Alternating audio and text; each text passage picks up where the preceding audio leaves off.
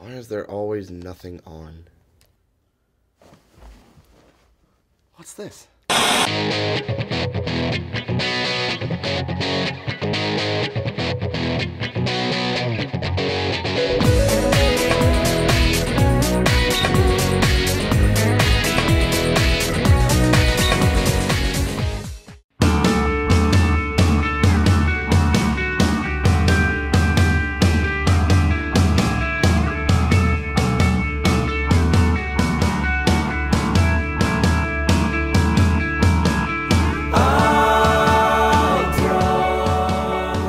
We have a new policy where we don't like to headline, because when you headline, you're responsible for the draw. If you draw from your fan base for every show and you're always headlining, you end up exhausting the fans that you have, because like oftentimes the bands that play before you don't have a great draw or don't draw anyone. When we went to Crocodile, or at least for me, it's like new band, like you have to prove yourself. Because like when you're opening, it's like the only thing that you need to do is just kill it. Really kill it. Yeah. But when you're headlining, it's like it feels like there's more at stake. Mm-hmm. We opened for Alex Clare here at the Doug Fir, and we got the offer to play it. This is kind of an interesting side story, but the Doug Fir emailed us like maybe 2 weeks before the show, maybe a week before the show. And because they had booked it last minute, and Alex Clare was, this kind of big hot name in the music industry right now, and the show was sold out, and so none of our fans could even buy tickets, and so, which was awesome. From a business standpoint, it's a great opportunity, and we were the only opener to play in front of people that have never seen you before, right? Instead of exhausting, because we had just played a show a week before where we had like really promoted it and had all of our fans come out, and like and it was like a pricey show.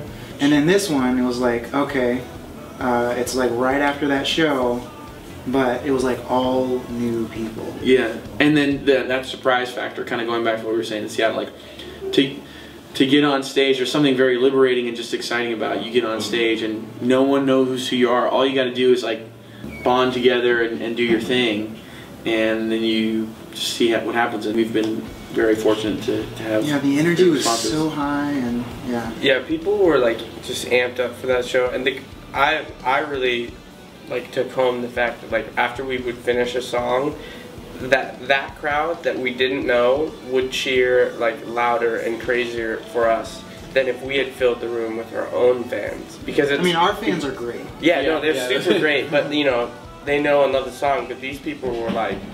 They didn't know. They probably don't expect, when you go see a band, like, and don't know who the opening band is. Yeah. You don't really know what to expect. Yeah, I think they were surprised. And that was an interesting, unique experience, because they were just as much part of that surprise factor as well. Because once we said like, oh, hey guys, we're Rags and Ribbons, we're from Portland. Like we said that after 2 songs, and then like from that moment on, people were just like super pumped on, kind of the hometown band, which was so special. I mean, like, yeah, it's so there's just no way else to kind of. It was a very mountaintop experience. We've had somewhere around 56 or 57 shows this year, and so there's been a lot of great ones in there. That's just kind of some of the more recent stuff, kind of on our radar. But we felt, regardless of kind of slugging it out and being an independent band and kind of working your way up the ladder, at the end of the day, like, to have been able to drive around the country and play music and have people show up and check us out here or there is like amazing. Like what else can you ask for? Yeah. We get so far on our own. You don't have to go.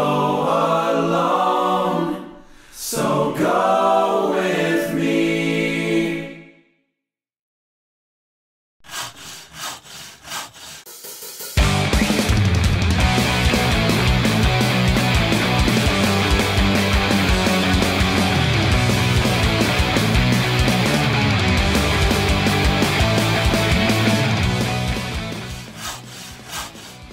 So what's your favorite music to listen to while you work out? I like some like alternative pop, stuff like that. While I work out, oh man, probably like metal. Probably rock. Rough? Anybody in particular? No, in particular. All right, cool. Passion Pit's probably been my big one Passion lately. Pit, I like it. Yeah. Ooh, I'm gonna have to say guilty pleasure. It's definitely Kesha. Kesha. All right. Metal? Anybody in particular? Really just AC/DC. AC/DC. All right, nice. All right, what's your favorite song right now? Right now, sticking with Passion Pit, it's Take a Walk. Probably Lana Del Rey, National Anthem. Okay. Yeah. Madness by Muse. Actually, I've heard it on the radio. It's a good song. Album of the week that you're listening to? Album of the week, like top album. For me, probably Macklemore, The Highest. Oh, I don't know. I don't have one. I've actually listened to Haley Reinhardt's new album quite a bit, actually. Kind of digging Muffin songs this week. Same. Babel? Yeah. Nice. What's the most embarrassing song you have on your iPod? Barbie Girl? Barbie Girl. I actually got quite a few Katy Perry songs I'm pretty embarrassed. Actually, I'm not even embarrassed by it, but that's probably what people would say. Yeah. What's your favorite one? Definitely I Kissed a Girl. How's that one go? I'm not gonna say. Hit Me Baby One More Time, probably. One more time. Yeah. All right. Yeah. Keeping it old school. That's like right. It. All right. I'm a fan. Yes, you too.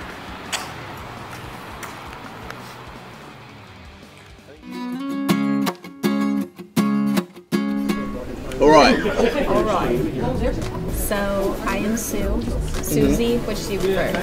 I like Susie more. Susie? It's more like personal. Okay, got you.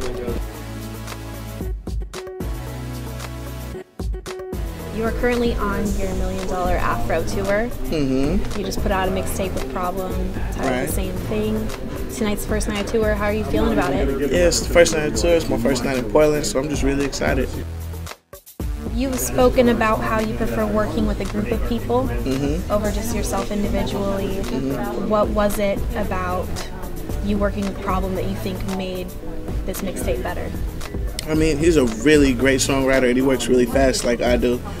So we just connected like that, you know what I mean? We would bang out a song in like 20 minutes, you know what I'm saying? Like make the beat, record, all of that. He's his own engineer. And it's like, we had a lot of stuff in common on that end, so it just made sense. Okay. Speaking of like showing his talents, your talents have been noticed by a lot of people. E40 selected you for Function. Yeah, it was crazy. Wiz has chosen you for a couple songs. What do you think that they're seeing in you? I don't know. I would just say something that's like just refreshing, like just coming from where I come from. It's a lot of people that make music, but it's not a lot of producers and rappers and people that you might hear singing on a song or might go far to the left on one song. I think it's just more about my individuality that people notice. So I think that's what it is. Okay, so yeah, something not a lot of people know is you produce. Yeah. You went to Twitter the other day saying you're thinking about putting out an instrumental album. Yeah. And asking people what they thought of that. What do you think of that? You think you're going to do it? I'd love to do it. And it's just, if the people are willing to accept it, I'd love to do it. Okay. I was listening to $1 Million Afro earlier today, and there are definitely a couple songs on there that is definitely one of them. That's real chill, like you just want to chill out, smoke, chill with your homies while you're listening to it. You think you're going to do an entire album that's more geared towards that, though? Yeah, absolutely. And that's how Kill 2 is sounding. It's more melodic. I'm digging a lot deeper as far as subject matter is concerned and just talking about my upbringing and what I aim to do as an artist and stuff like that. So, yeah. That's great. Who do you think you're going to feature on that? I don't know just yet. I'm kind of trying to keep the features low, but if it makes sense, then I'll put it together. Why are you trying to keep the features low?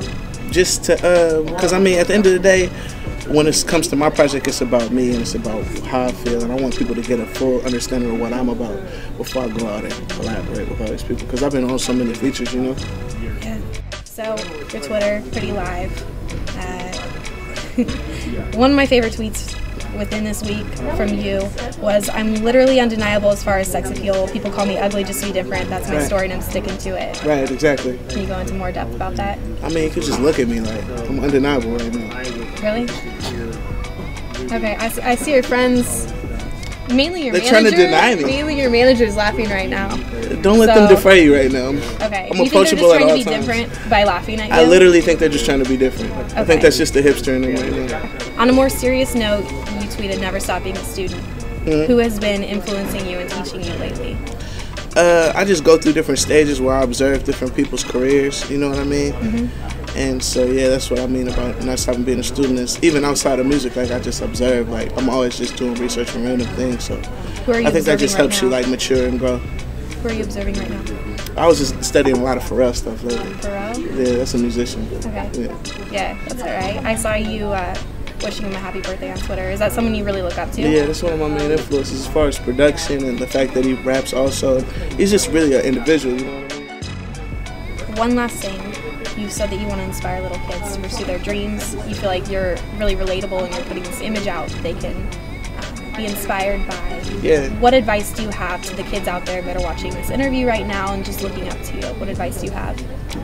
Just to hone your craft and definitely look at your OGs and listen to your OGs and take their advice. They're not just saying anything, and just follow your heart. At the end of the day, it's kind of like a balance.